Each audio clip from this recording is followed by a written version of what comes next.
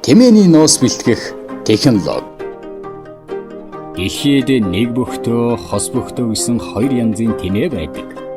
Төв Азийн их говьд нутагших хавтгай хэмээх зэрлэг тэмээг гэрийн хост бүх тэмээний өв гэж үздэг. Тэмээн сүрэг нь манай орны цөлөг цөлөрхөг бүсийн байгаль, цагуурын өвөрмөц нөхцөлд сайтар зогтсон. Хос бүх тэмээний тархалт туйлын хязгаарлагдмал үндсэндээ Монгол бүгд найрамдах Хятад улс, Казахстан, Киргиз зэрэг оронд үржүүлж байна. Дэлхийд ховорхон болоод байгаа хос бүх тэмээний удмын үндсэн санг Монгол улс хадгалан үлдсэн цөөн орны нэг юм. Тэмээний тоо толгой, тархалт. Статистик мэдээнээс харахад хамгийн их тэмээтэй Өмнө говь, Баян хонгор, Дорн говь, Говь Алтай, Дунд говь аймагт нийт тэмээний 72% тархжээ. Тэмээний ноосны бүрэлдэхүүн. Тэмээний ноос нь ноолуур, завсрын үс, сор үс гэсэн 3 төрлийн үснээс тогтох ба яман үсгүй байдаг. Тэмээний ноосны үсний ширхгүүдийн харьцаа нас хүүснээс гадна ийм ноосонд ч харилцан адилгүй байдаг. Тэмээний өвдөг, шил, хоолой, өвдөг, бөхний ноосыг ширүүн эр ноос гэх ба харин их биений ноосыг зөөлөн им ноос гэж нэрлэнэ. Тэмээний эр ноосонд сор үсний эзлэх хувь илүү байхад им ноосонд ноолуурынх илүү юм.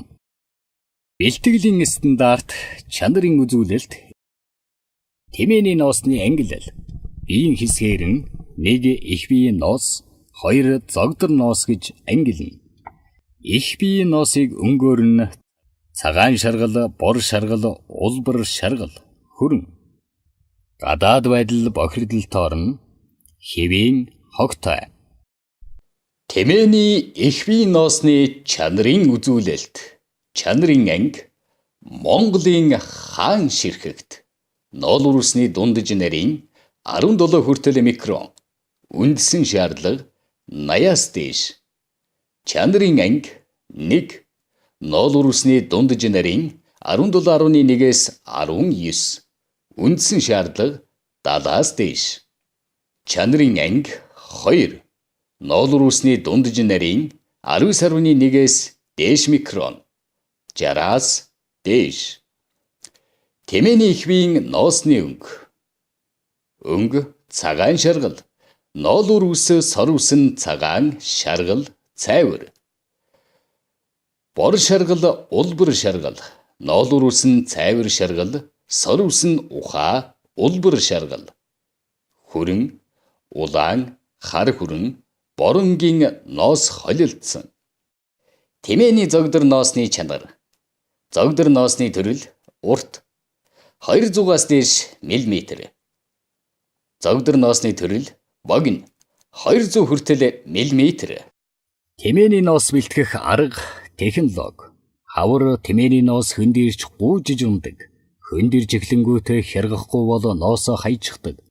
Тэмээг 3 үе шаттайгаар ноостлно.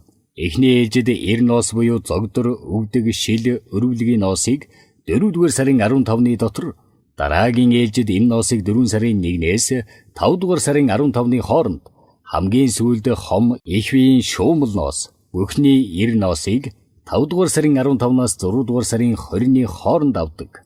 Тором тэмээний ноос бэлтгэлийн аргачлал. Чанарын тодорхойлолт.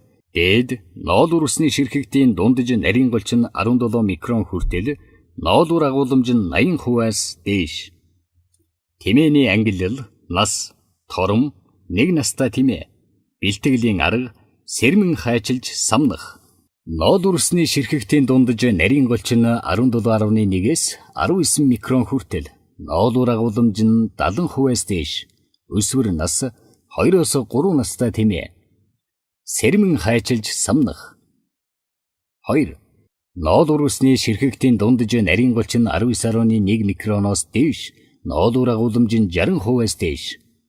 Нас гүйцэн 4-өөс дээш настай тэмээ. Сэрмэн хайчилж самнах эсвэл хяргах. Торомны ноос бэлтгэх арга. Тором өсвөр насны тэмээ 5 хүртэлх насны тайлаг, 4 хүртэлх насны гунжины ноос бөөгнөрч даахаагүй байдаг учраас самнаж бэлтгэх гээд тохиромжтой юм. Торомны ноосыг самнах арга технологи. шатлал, сэрмэн хайжлах, арга технологи, сэрмэн хайжлахын тулд бие ноосыг ярьж зай гаргана.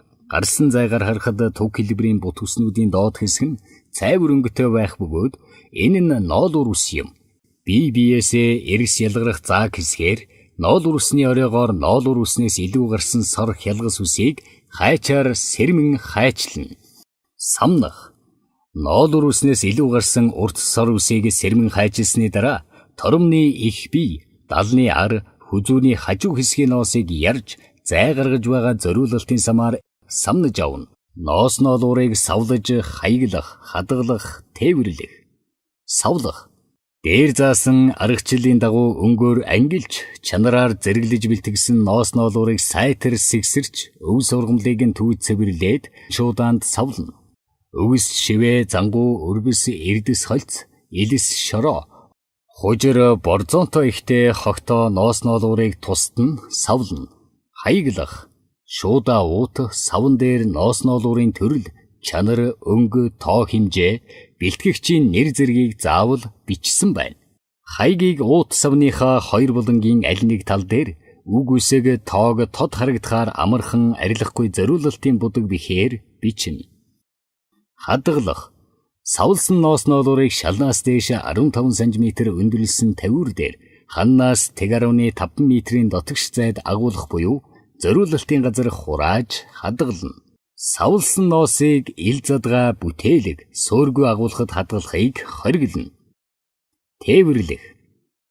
Савлсан ноосыг бүх төрлийн тээврийн хэрэгслээр бороо, ус нэвтрэхгүй бүтээлэгтэй тээвэрлэнэ.